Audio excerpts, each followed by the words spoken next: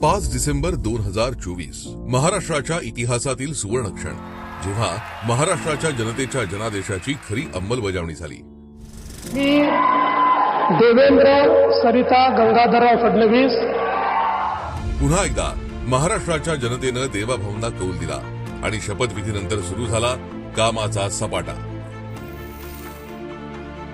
गेल्या 1 वर्षात देवेंद्रजींनी जे अथक, अचाट आणि अभूतपूर्व काम करून दाखवलंय ते थक्क करणार आहे।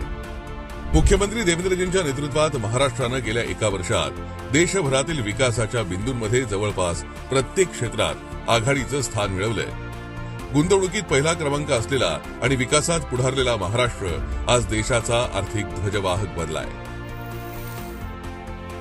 मुख्यमंत्री देवाभाऊंच्या नेतृत्वातील महाराष्ट्र फक्त विकासातच पुढे नाही, तर संस्कृतीचं रक्षण करण्यात आणि महाराष्ट्र धर्माचं जतन करण्यातही पुढे आहे। सध्या महाराष्ट्रातील 500 मंदिरांचा आणि 60 किल्ल्यांचा जीर्णोद्धार सुरू आहे। छत्रपती शिवाजी महाराजांच्या 11 किल्ल्यांना युनेस्कोनं जागतिक वारसा म्हणून मान्यता दिली। हा मराठी माणसासाठी गौरवाचा क्षणच।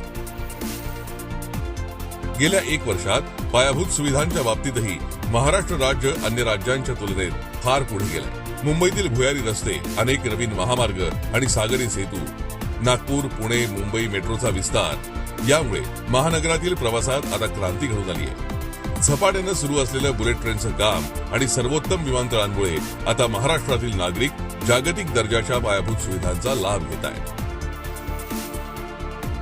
मुख्यमंत्री देवाभाऊंच्या राज्यात सर्वाधिक प्राधान्य दिलंय महाराष्ट्रातील बहिणींना। मुख्यमंत्री माझी लाडकी बहीण योजनेतून 2.4 कोटी बहिणींना दरमहा 1500 रुपये मिळतात। रोजगाराच्या नवनवीन संधींमुळे महिलांचा आत्मविश्वास वाढलाय आणि घरोघरी त्यांच्या प्रतीचा आदर सुद्धा वाढलाय। भाजप महायुती सरकारसाठीचा सर्वात महत्वाचा मुद्दा म्हणजे अन्नदात्याला न्याय।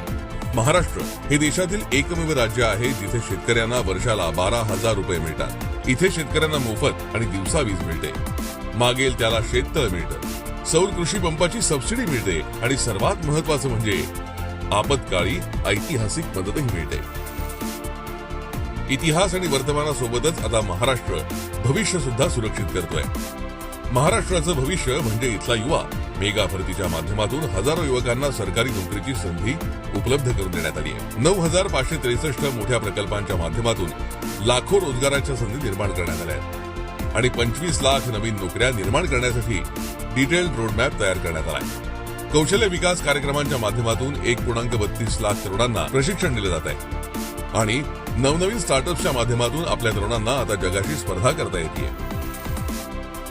केवळ 1 वर्षात महाराष्ट्राचा असा कायापालट झाला। मुख्यमंत्री देवाभाऊंच्या नेतृत्वातील भाजप महायुती सरकार खऱ्या अर्थानं जनतेचं आणि जनतेसाठीचं सरकार आहे। सेवा, सुशासन आणि गरीब कल्याण हेच ध्येय घेऊन आपलं सरकार पुढेही असंच काम करत राहणार आहे आणि जनतेच्या आश्वासनांची वचनपूर्ती होतच राहणार आहे।